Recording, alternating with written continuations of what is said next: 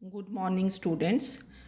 Today we start with the second chapter of linear algebra, bases and dimension. Now you already know the concepts of linearly independent, linearly dependent, linear combination, linear span. So bases and dimension will be very easy. So we start with basis. What is definition of basis? Let Vf be a vector space. A subset capital B of V, subset capital B of V is called a basis of V if and only if there are two properties. One is B is linearly independent set. Number two, L of B is equal to V. L of B, L stands for linear span of B. This is also called कि B generates V. Now we know that LB is a subspace of vector space VF. जब आपने linear span start किया था, अगर definition देखोगे तो ये था linear combination of finite number of elements of, वहाँ हम एस यूज़ करते थे, यहाँ क्या है B. And this is also a subspace of VF. Subspace means कि LB is always a subset of B. LB is always a subset of V. जब आप equality of two sets prove करते हो तो आपको प्रूव करना पड़ता है कि A is a subset of B. ये ऑलरेडी हमें पता है. Now we will prove that V is a subset of LB. तो V is a subset of LB means कि if you take any element of V, that also belongs to LB. So LB is V, we will prove only one thing, that is every element of V, vector space V, can be written as linear combination of elements of B. तो basis में क्या हुआ, सबसे पहले basis को generally हम capital letter B से denote करते हैं. B is a subset of V होना चाहिए. B is a subset of V. और to conditions for basis. First is B is linearly independent set. Second is L of B is equal to V. That is every element of V can be written as linear combination of elements of B. Okay, तो ये definition है आपके पास. Now note, एक दो चीज़ें आपने note करनी है कि zero vector can not be an element of basis. Zero vector, कोई वेक्टर अगर 0 0 0 है जैसे, या 0 0 टू डायमेंशनल में, या zero matrix, that can't be an element of basis because a set having zero vector is always linearly dependent. अगर किसी set में ज़ीरो वेक्टर हो, ये आपको पता कि that set is linearly dependent, but for basis the set should be linearly independent. ठीक है, तो वन थिंग इज़ कि zero vector can not be an element of basis. Then singleton set zero, this is not a basis of singleton set 0. Singleton set 0 means that is containing only one element 0. And singleton set 0, this is always क्या होता है, linearly dependent. Any set containing 0. So this can't be a basis of singleton set 0. Now we do some examples of basis. So first example is कि let B is the set 1 0 0 0 1 0 0 0 1. ये जो vectors हैं, these are unit vectors along x axis, y axis and z axis. तो we will prove that this is a basis of V3R. This is a basis of V3R. Okay. In elements को आप E1, E2, E3 से भी denote कर देते हैं. This is any element of V3R. Now to show that this is a basis, first thing to prove is कि this set is linearly independent set. तो linearly independent के लिए हम क्या कंसिडर करते हैं, we consider अल्फा टाइम्स ये linear combination alpha times 100 plus beta times 010 plus gamma times 001 equal to 0, where alpha beta gamma they belong to reals, जो field होता है। ये आपने मल्टीप्लाई कर दिया, फिर तीनों वेक्टर्स को ऐड कर दिया, ये बन गया 0। तो this implies by equality of vectors alpha is 0, beta is 0, gamma is 0. Now all scalars are 0, so therefore B is linearly independent set. Now second thing to prove is L of B is equal to V3R. That is, any element of V3R can be written as linear combination of elements of B. ठीक है, L of B is V3R. तो इसको थोड़ा याद रख लेना आपने कि any element of ये वेक्टर स्पेस, जो भी वेक्टर स्पेस होगी, can be written as linear combination of elements of B. Now let x, y, z belongs to V3R. You know any element of V3R is x, y, z, where x, y, z they belong to reals. Now we will write x, y, z as a linear combination of elements of basis. तो basis के elements आपके पास ये थे ना 1 0 0 0 1 0 0 0 1. तो we will write X Y Z as a times 1 0 0 plus b times 0 1 0 plus c times 0 0 1. तो इसको 1 कर दिया. Now we will find a b c in terms of क्या है x y z. ठीक है, तो इसको आपने मल्टीप्लाई कर देना, ऐड कर देना, तो इधर क्या बन गया, वेक्टर क्या बन जाएगा a b c. Then by equality of vectors A is क्या हुआ x, B is y and C is क्या हुआ z. ओके, तो we substitute values of A B C in 1, ये इसमें सब्स्टिट्यूट कर देते हैं. तो x y z क्या बन जाएगा, x times 1 0 0 plus y times 0 1 0 plus z times 0 0 1. ठीक है, तो that means this 1 is written as this. So therefore any element of V3R is written as linear combination of elements of basis. ठीक है, तो इसको हम बोल देते हैं कि V3R is a subset of LB. Any element of V3R, this is written as linear combination of elements of B. These are elements of B. And we know that LB, this is always a subset of V3R. So combining 1 and 2, we have LB, this is equal to V3R. We know that LB, this is always a subset of V, क्योंकि ये सब space हम already prove कर चुके हैं. तो हमने इस बेसिस को याद भी रख लेना. क्या लिया कि B, what is the set, E1 E2 E3, इसको हम बोलते हैं this is called standard basis of V3R. 3 ही एलिमेंट्स होंगे V3R में, 3 elements.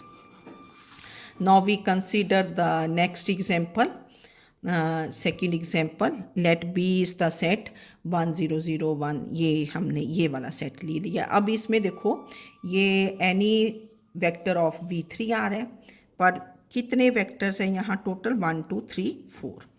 So this is a subset of V3R. Now we have to check whether B is a basis of V3R or not. First we will check B is linearly independent set. तो linearly independent अब आपको आ ही गया कि we consider linear combination equal तो alpha times first vector plus beta times plus gamma times plus delta times equal to 0. Okay, we consider this.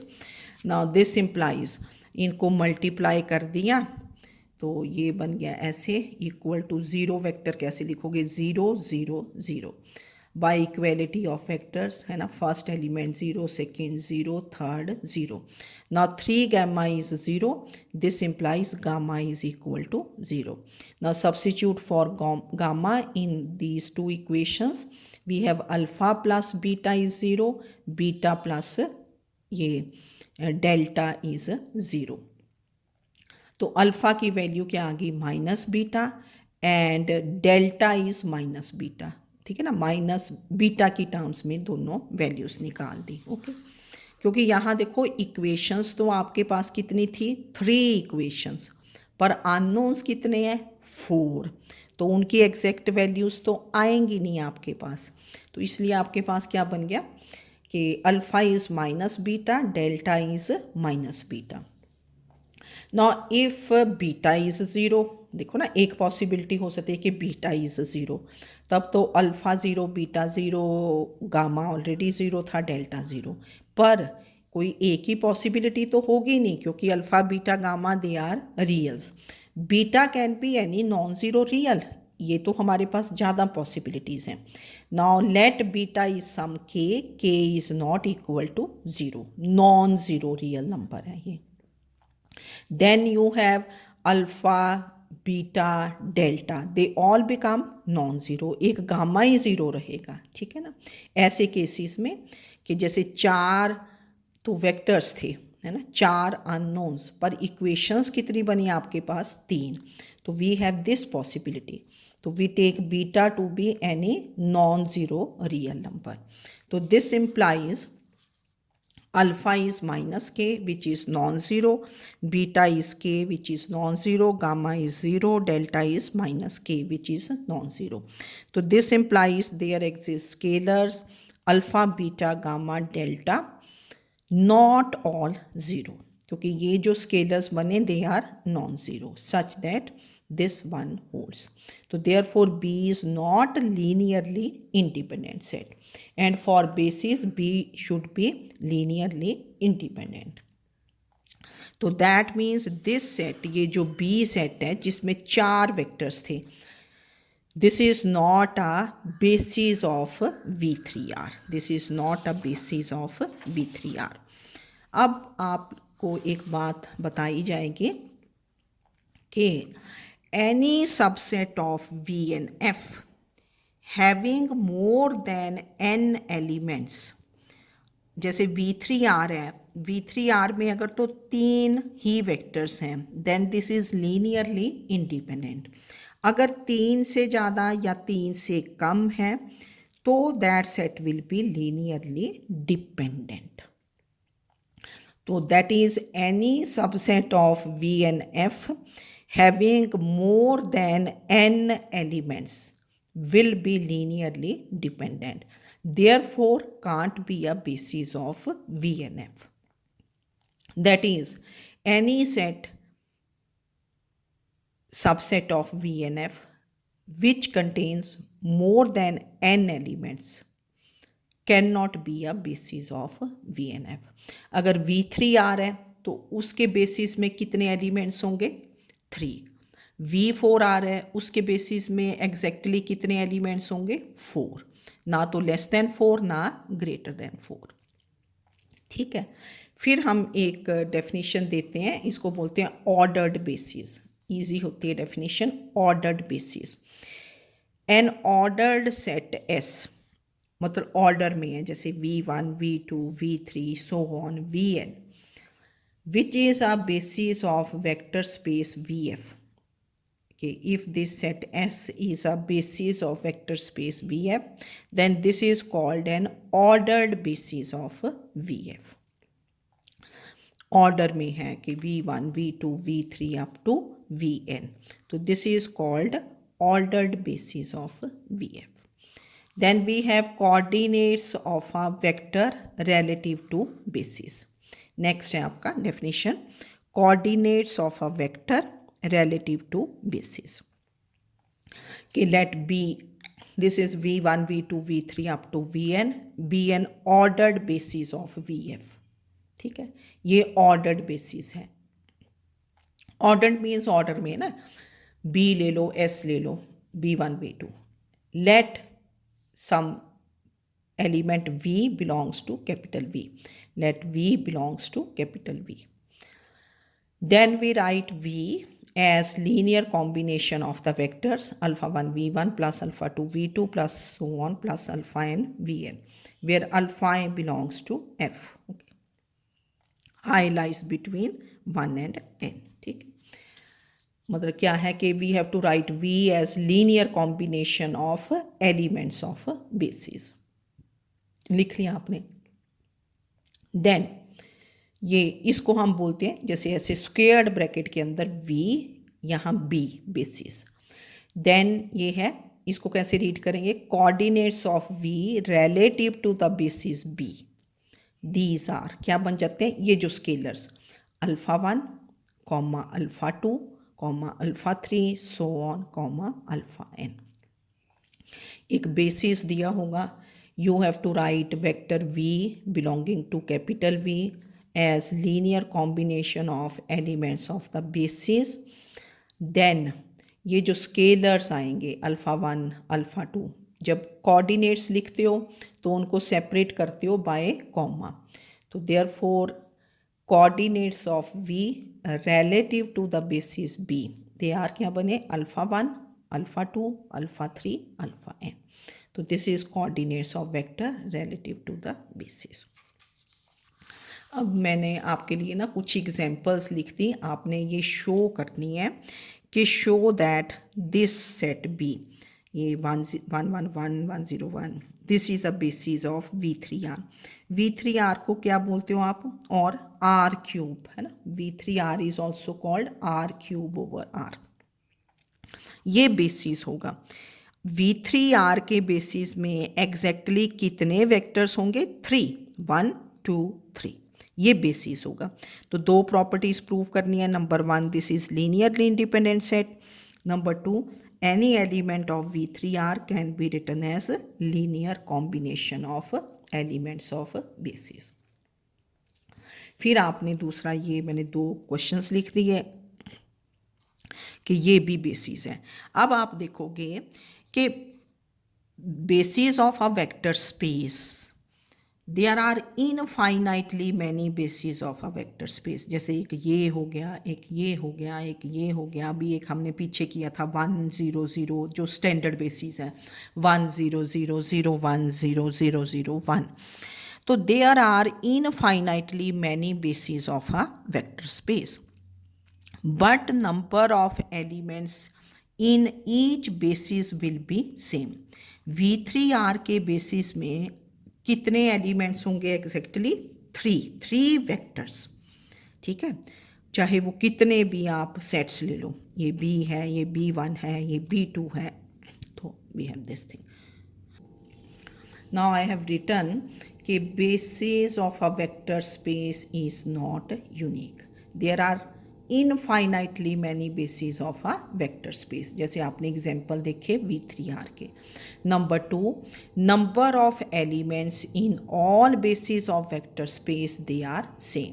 अगर V3R के basis हैं तो कितने एलिमेंट्स होंगे, 3, V2R के हैं तो 2 वेक्टर्स होंगे, V4R के हैं तो 4 वेक्टर्स होंगे, ठीक है। तो we have this thing. Now next we have a theorem, बड़ी इजी सी थ्योरम है, कोई ज़्यादा मुश्किल नहीं है, ठीक है। कुछ स्टूडेंट्स को बोल रहे थे कि हमें थ्योरम्स टफ लगती हैं, तो अभी फॉर द टाइम बीइंग उनको छोड़ दो, क्वेश्चंस पे डेफिनेशंस पे स्ट्रेस कर लो, ठीक है। तो थ्योरम इज़ कि prove that the set B which is V1 V2 V3 Vn is a basis of finite dimensional vector space V है। फाइनाइट डायमेंशनल मीन्स जिसकी डायमेंशन फाइनाइट होगी, डायमेंशन हम आगे डिफाइन करेंगे अभी।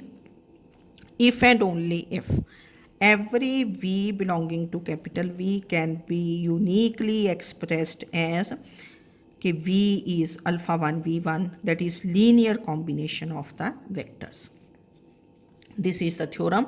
Prove that the set B, which is V1, V2, V3 up to Vn, is a basis of finite dimensional vector space Vf, if and only if every V belonging to V can be uniquely expressed as this, that is V is there। तो proof के लिए ना first suppose, पहले ये suppose करते हैं, जब भी आप प्रूफ करते हो पहले ये पार्ट कि first suppose B is a basis of finite dimensional. To prove क्या करोगे, every V belonging to V can be uniquely expressed as this. तो ये फर्स्ट सपोज कर लिया, ठीक है ना। तो ये है, तो देयरफॉर जब बेसिस है, this is basis, that means B is क्या है, linearly independent set, L of B is V, that is every V belonging to V can be written as linear combination of elements of B. ये अब आपको ये given है, these two things are given, ठीक है। Now this implies कि V is written as linear combination, means that is V is alpha 1 V1 plus alpha 2 V2 plus so on plus alpha n Vn। तो ये तो already prove ही हो गया आपके पास, है ना। V can be expressed as, जो हमने प्रूव करना था। अब यहाँ है uniquely, this is written as कि V can be uniquely expressed as. तो यूनिकनेस प्रूव करने के लिए हम इसकी दो रिप्रेजेंटेशंस ले लेंगे। To prove uniqueness, suppose there is another representation of V। another representation क्या ले ली कि V is क्या है, beta 1 V1 plus beta 2 V2 plus so on plus beta n Vn, where beta i's are scalars and I lies between 1 and n। अब V की देखो एक representation ये थी, हमने एक अनदर रिप्रेजेंटेशन ले ली। अब ये दोनों रिप्रेजेंटेशंस क्या होंगी, इक्वल, कि ये भी V है, दिस इज ऑल्सो V, तो ये दोनों क्या होगी, equal. Now we take all terms on one side, this is alpha 1 minus beta 1 V1 plus alpha 2 minus beta 2 V2 plus so on plus alpha n minus beta n Vn equal to 0। अब देखो हमें क्या दिया है, क्योंकि B basis था, B is basis, तो therefore क्या है, B is linearly independent set. Linearly independent set means कि इनके साथ जो स्केलर्स हैं दे विल बी क्या होंगे, ज़ीरो।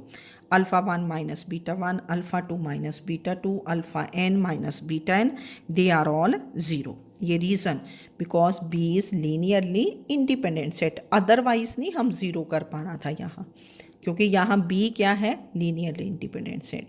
तो this implies alpha 1 is beta 1, alpha 2 is beta 2, alpha n is beta n। तो देयरफॉर बीटा 1 इज़ अल्फ़ा 1 आ गया, बीटा 2, तो दैट मीन्स ये दोनों रिप्रेजेंटेशंस क्या बन गई, सेम, कि V हमने एक अनदर रिप्रेजेंटेशन ली थी, पर beta 1 becomes alpha 1, beta 2 becomes alpha 2, तो देयरफॉर रिप्रेजेंटेशन इज़ यूनिक। तो this proves the first part.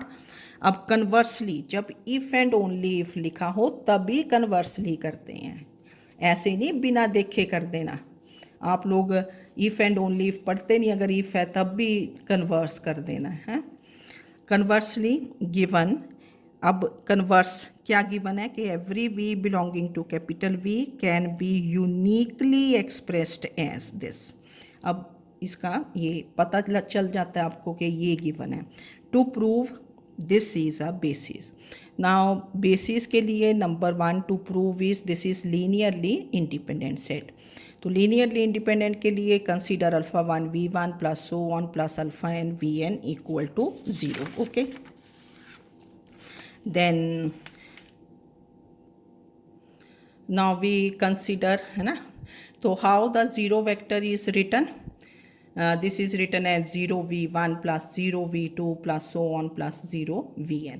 ठीक है ना, पीछे से ये अल्फ़ा 1 V1 ये था ना, alpha 1 V1 plus equal to 0। How zero vector is written, 0 V1 plus 0 V2 plus, इधर से देख के वैसा ही वेक्टर लिख देना।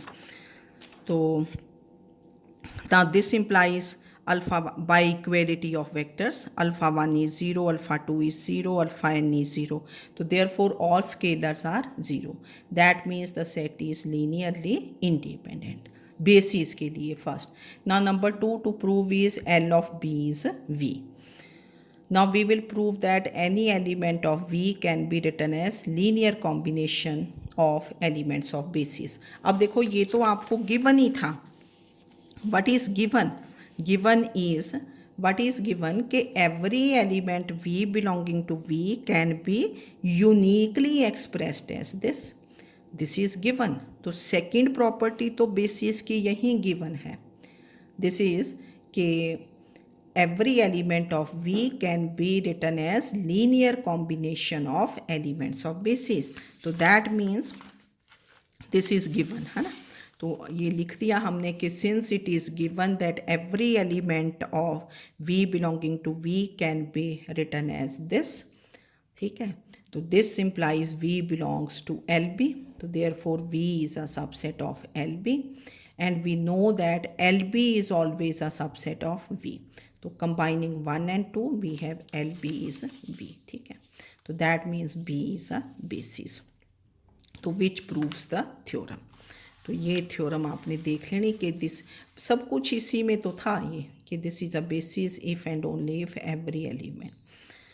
तो आप लोगों ने ये कर लेना है, बेसिस की डेफिनेशन, ऑर्डर्ड बेसिस, फिर coordinates of vector V relative to the basis, फिर हमने कुछ बेसिस निकाले, हमने देखा कि basis is not unique but number of elements in all basis is क्या होना चाहिए, सेम।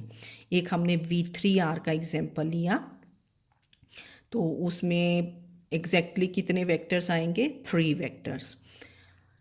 काफ़ी बेसिस हो सकते हैं, उसका एक स्टैंडर्ड बेसिस क्या होगा, 1 0 0 0 1 0 0 0 1। इसी तरह अगर आप V2R का देखें, V2R का स्टैंडर्ड बेसिस क्या होगा, फर्स्ट वेक्टर 1 0, सेकेंड वेक्टर 0 1, ठीक है।